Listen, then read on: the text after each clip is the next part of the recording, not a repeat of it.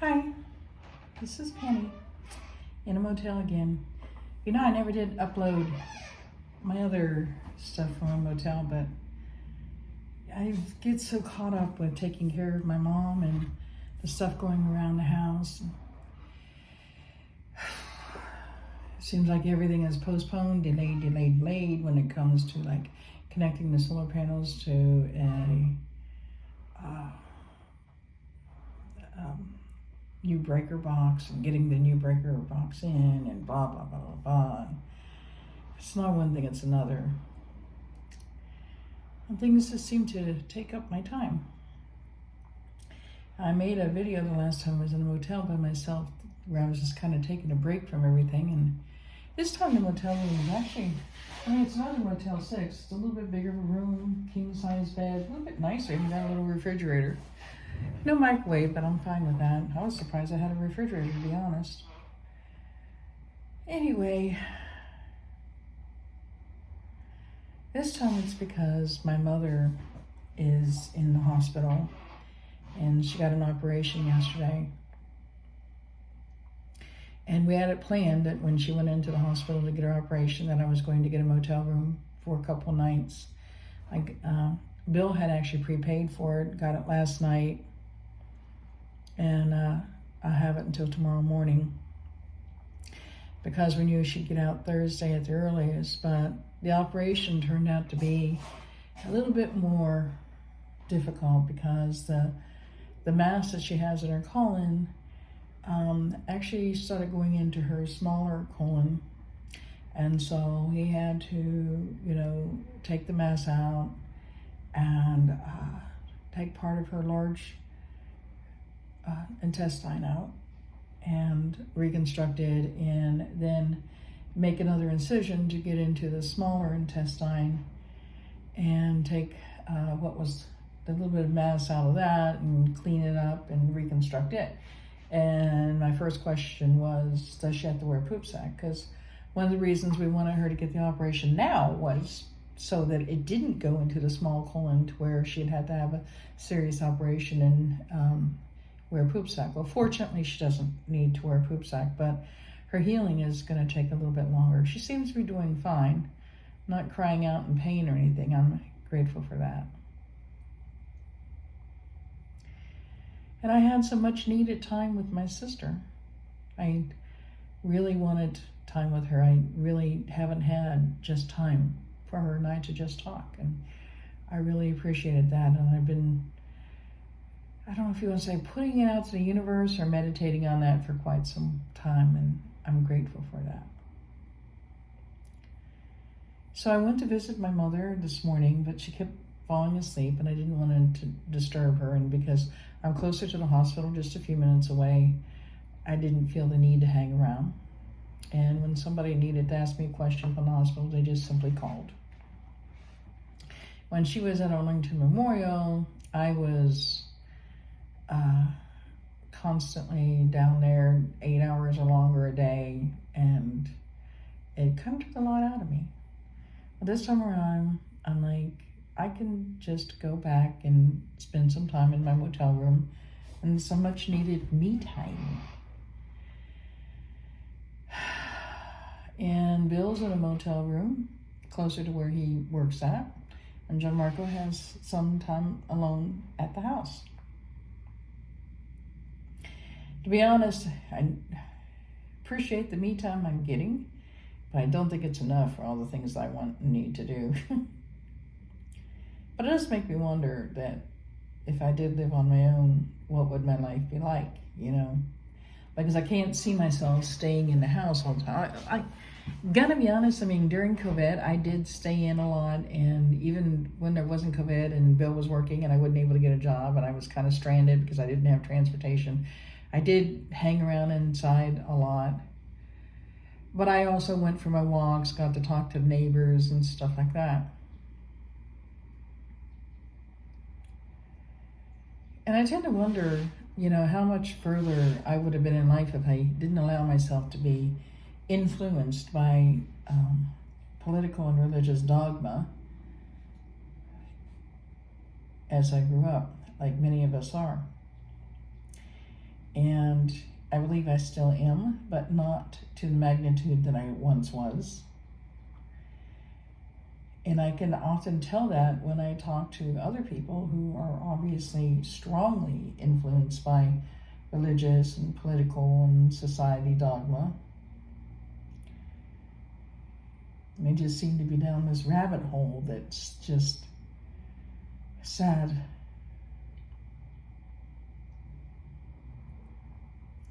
And it makes me grateful that even though I still have obstacles to overcome, that I have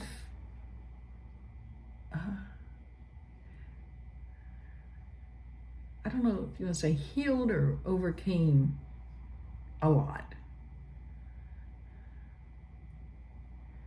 Because it could have gone so far south, so far in a different direction, that I'm grateful it didn't go there.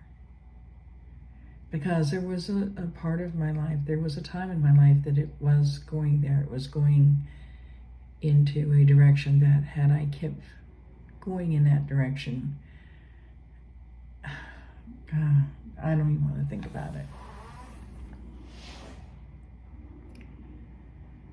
A lot of times I know that I get down on myself and think, if only I had blah, blah, blah, blah, I'd be so much further than I am now. And that may be true. But also, I could have gone so far in another direction. And perhaps I shouldn't do that to myself, if onlys. I mean, it is what it is. I'm 60 years old now. And maybe I hadn't accomplished everything I would like to accomplish.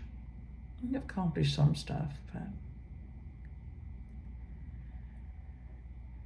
but it doesn't mean that I don't have anything to be grateful for either. I mean, number one, that I didn't keep going that route in that other direction. And not everybody who is what people might consider successful, happy.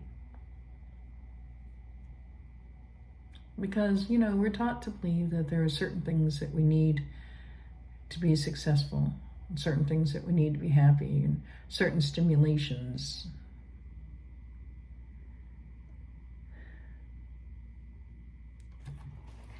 And, the question comes along, like, what is success? And I know that many holistic or metaphysical type people say it's not making all this money, and because there are people who go out there and they have these jobs, they make good money, and they never really even get to enjoy it. They just spend their life working, where others actually just have money flow to them, but they're still not happy. Because happiness is not in stuff. But you can make that a very cheap cop-out. You can go too far in any area. You can say happiness is not in stuff. Happiness is not in money. Happiness is what you find inside, which is true. Happiness is found inside. I discovered that years ago. But you can also use that to cop out going after goals. And the thing is, I think people don't really know what their real goals are, because you have it pushed in you that it needs to be these magnificent things, and you need to own this business, and you need to make all this money, and you need to do all these wonderful things and be recognized and be famous, or whatever it is that we've been convinced. And certainly there's nothing wrong with there's nothing wrong with owning a business and making a lot of money and being famous or anything else. But even a lot of those people aren't happy. Now, some are, because they're doing exactly what feels good for them to do.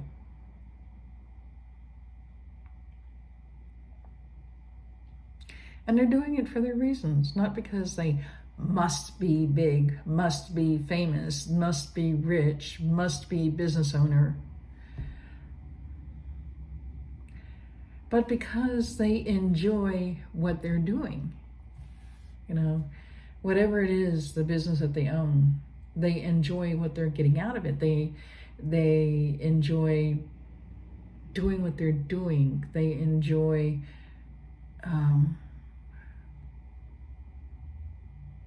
it's just who they are. But not everybody wants that, because with anything in your life,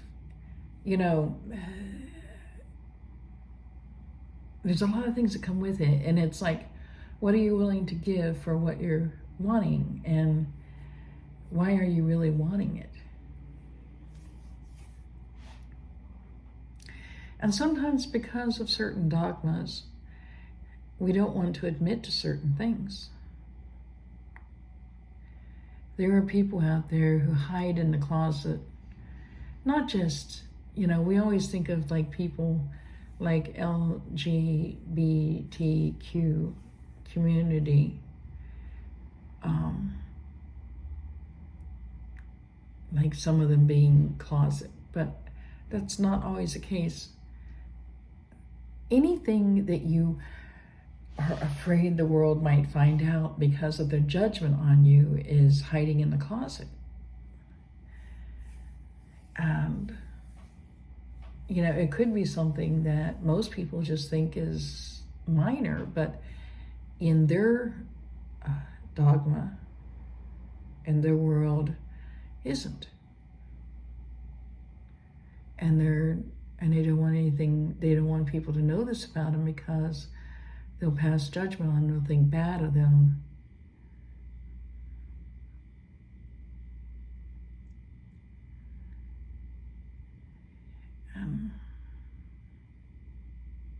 It could be the very people that they're afraid of passing judgment on might actually pass judgment on them.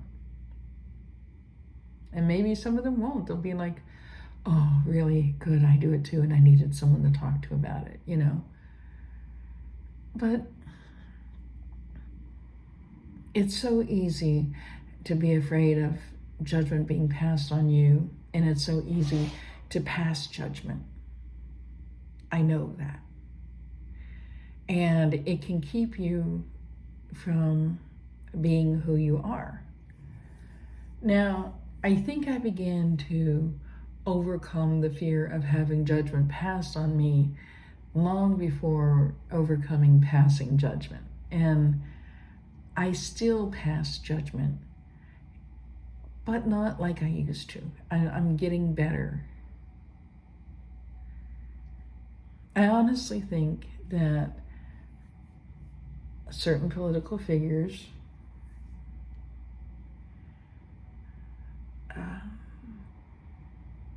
that are doing certain things that I feel disturbed about are lessons for me. And yes, by saying that, yes, I am passing judgment on it, and in passing judgment on those that follow these certain political figures. And it's hard for me. It's really hard.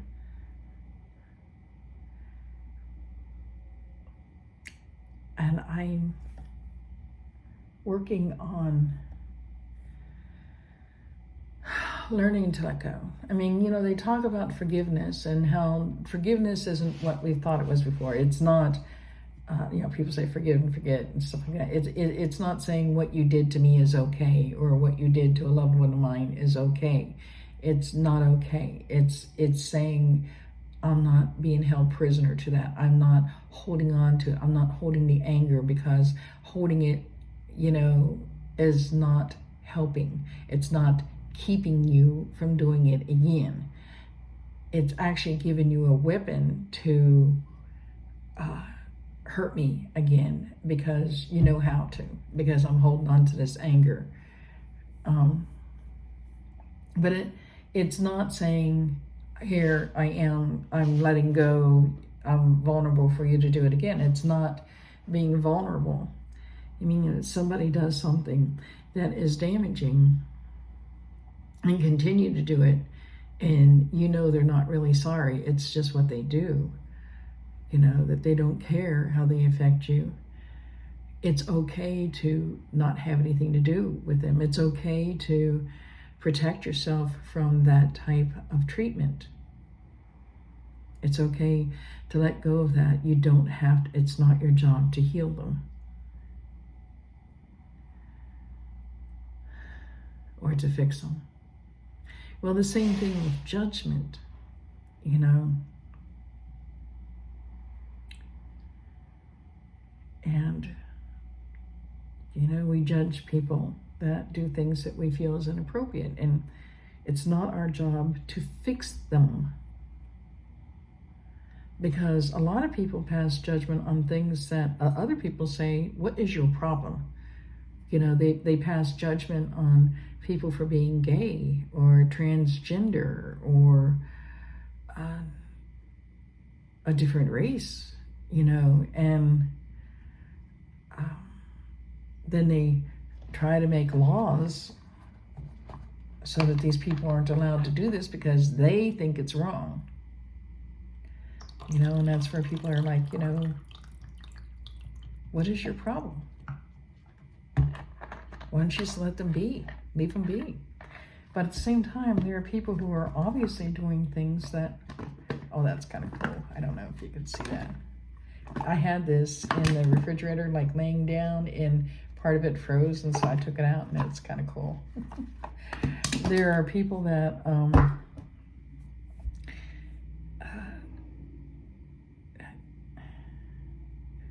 like, I pass judgment on those that are going out of their way to make things harder for women getting abortions, to make things harder for gays and transgender, to make things harder for parents of transgenders.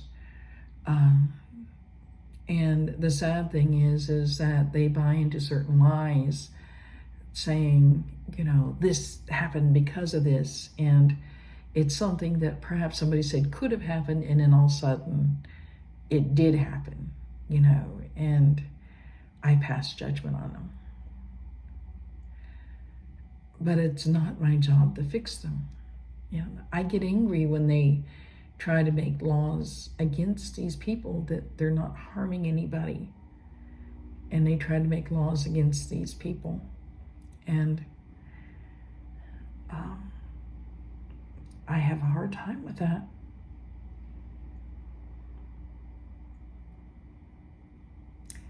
And I know that I, one time, was very much against abortion, but it had a lot to do with my religious upbringing. And then I started thinking that maybe I choose life, but that's not my place to make that choice for others. So I'm working on myself, you know. But I have a better understanding of people who are just so lost in that dogma. And I hope they find their way out. Thank you for watching.